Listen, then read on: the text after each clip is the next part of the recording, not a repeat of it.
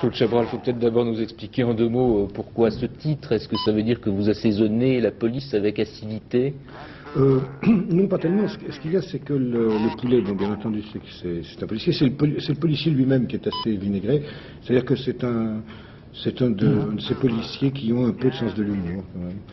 Et ce qui n'empêche pas de faire son travail, et d'une façon parfois un peu vive, mais il a toujours le mot pour rire, si j'ose dire. Par exemple, quand il tabasse quelqu'un, il est plein de sollicitude avec lui, ensuite.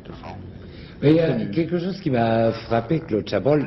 Tout le monde va dire, et tout le monde en sortant de ce film a dit, ah, c'est un très grand Chabrol, le Chabrol des débuts, d'il y a 10-15 ans, celui qu'on aimait, très noir, très dur.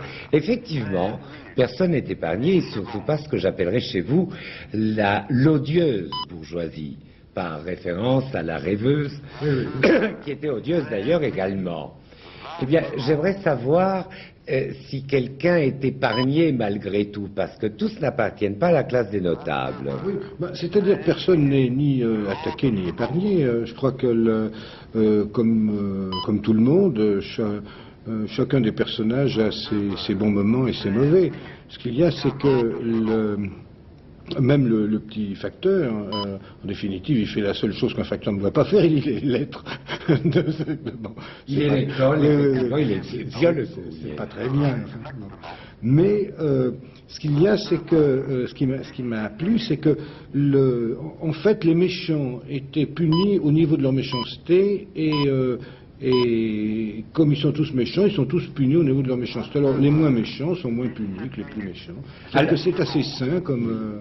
Mais toutefois, dans ce regard un peu pessimiste que vous avez, mais très vivifiant en même temps sur les gens, est-ce que, d'après ce film, selon vous, est-ce que l'argent reste ce mobile effrayant ou est-ce qu'il y a une perversité qui est celle d'aujourd'hui? C'est pas tellement l'argent que moi, ce qui m'intéressait là-dedans, c'était les petits pouvoirs. C'est-à-dire que dans les petites villes comme ça, il y a tout un tas de gens qui ont des petits pouvoirs et qui essaient d'en user et d'en abuser. Alors même, je reprends l'exemple du petit facteur. Le facteur, il a un pouvoir. La preuve, c'est qu'il l'utilise. C'est de connaître la correspondance des gens. Il peut parfaitement lire les lettres. Il ne le fait pas parce qu'on ne doit pas le faire. Mais s'il voulait le faire, il pourrait. Bon.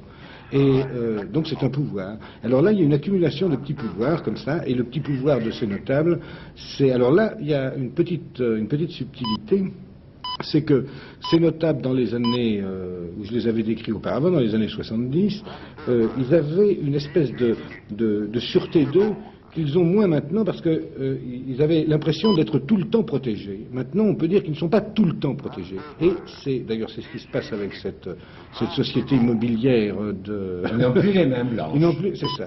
Voilà. Alors, ça les gêne un petit peu et ça les rend un peu cafouilleux et c'est ce petit côté cafouillage qui m'a beaucoup plu. Merci Claude Chabrol. Je voudrais vous montrer quelques images d'un autre film.